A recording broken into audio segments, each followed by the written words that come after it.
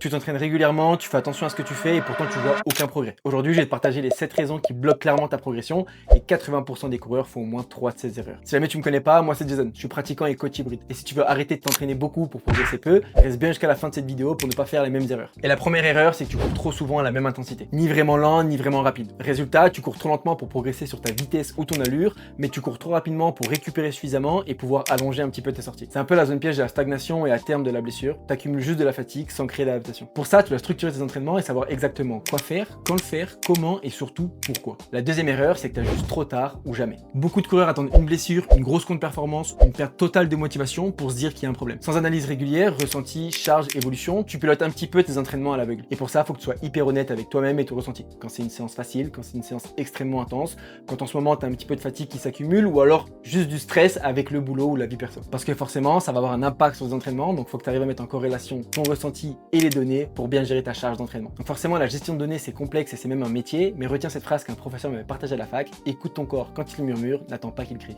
La troisième erreur, c'est que tu attends le dernier moment pour faire du renfort. Je fais pas de renfort, ça va me ralentir, j'ai pas le temps. Cette phrase, je l'entends beaucoup trop souvent et c'est ces mêmes personnes qui 6 mois plus tard m'envoient un message et me demandent quel exercice faire parce qu'ils ont senti une douleur, que ce soit au niveau du genou, de la cheville, bref, peu importe. Donc n'attends pas de te blesser pour intégrer du renfort parce que le temps que tu perds aujourd'hui, c'est du temps que tu perdras pas sans blessure. Pour ça, fais simple, travaille la triple extension, des mouvements unilatéraux, du gainage et des anti-actions, mais également du renfort sur le haut du corps pour équilibrer le tout. Et je te vois venir, oui, la pliométrie c'est hyper intéressant pour progresser en course à pied, mais pour ça, il faut déjà que tes structures soient préparées, donc commence par un cycle classique sans pliométrie avant de passer à la suite. La quatrième erreur que tu fais, c'est que tu sous-estimes la récupération. Le progrès, c'est pas pendant les séances, mais après. Si t'enchaînes mauvais sommeil, stress, séances intenses trop rapprochées, tu construis juste de la fatigue, mais aucun progrès. Souvent, dès que tu as un peu plus de temps, tu veux faire plus. Mais ça veut pas dire que ton corps, lui, il est capable de faire plus. Faut que tu prennes en compte que ta capacité cardio-pulmonaire et cardiovasculaire s'adapte beaucoup plus vite que tes tendons, tes muscles et tes articulations. Donc désolé, pas de complément magique. Et non, les automassages et les étirements ne vont pas te sauver. Ce que tu dois avoir, c'est une bonne gestion de la charge, un bon sommeil et une bonne alimentation. Et justement, c'est la cinquième erreur, ton alimentation ne correspond pas à ton objectif. Tu veux perdre du gras, prendre du muscle et en même temps améliorer ta VMA, mais ton alimentation ne suit pas. Pas assez de glucides, donc tu performes pas sur les séances clés. Trop d'entraînement à jeun, intensité en baisse et fatigue qui s'installe. Pas assez de protéines, mauvaise récup musculaire et adaptation limitée. Tu demandes à ton corps d'aller plus vite, mais tu donnes pas l'énergie ni les ressources nécessaires. Résultat, stagnation si t'échappes à la blessure. La sixième erreur, c'est que tu fais tes séances sans objectif clair. Tu pars t'entraîner et tu verras bien ce que tu fais. Une séance, ça doit répondre à une question précise. Qu'est-ce que je cherche à améliorer aujourd'hui? Pour ça, il te faut un objectif précis, une intensité définie sur une distance ou une durée que tu connais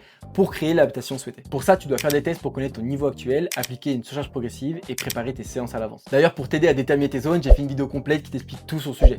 D'où viennent les zones, à quoi elles servent et comment les entraîner. Et dedans, je te partage un calculateur automatique pour te permettre de déterminer tes zones et du coup de savoir exactement à quelle allure courir en fonction de l'objectif de la séance. Et la septième et dernière erreur, c'est que tu n'as pas de vision long terme. Beaucoup s'entraînent à la semaine, mais très peu s'entraînent sur plusieurs mois. Résultat, tu peux pas prévoir ta progression, elle est lente et invisible au départ. Sans vision long terme, frustration, stagnation et arrêt. Pour ça, tu dois avoir un objectif clair qui te stimule, mais qui va également te permettre d'orienter tes entraînements. Forcément, si tu prépares un 10 km, un semi, un marathon, un trail ou encore un aerox, tes entraînements ne vont pas du tout se ressembler. Ce que je t'invite à faire pour ça, c'est choisir 2 gros objectifs que tu veux accomplir cette année. Ensuite, mets en place une planification par cycle pour avoir une vision globale sur ton année, mais également découper ta saison en plusieurs semaines pour savoir exactement quoi travailler, quand le travailler et comment le travailler en fonction de l'objectif souhaité. Parce que tu peux pas tout faire en même temps et c'est pour ça que la planification par cycle, c'est la solution pour progresser sur toutes les qualités physiques. Donc si tu es reconnu dans au moins 2 ou 3 des points que je viens de dénoncer, c'est normal que tu stagnes. Mais la bonne nouvelle, c'est que c'est pas ton potentiel qui est mis en cause, mais plutôt ta façon de structurer l'entraînement. Et si tu veux que je t'explique par où commencer pour relancer ta progression et accomplir les objectifs que tu t'es fixés, écris progression en commentaire et je prendrai contact avec toi directement pour voir si je peux t'aider. Et si tu as appris quelque chose, n'hésite pas à laisser un petit like, ça me fait plaisir. Si tu as des questions, pose-les en commentaire et abonne-toi pour manquer la prochaine vidéo.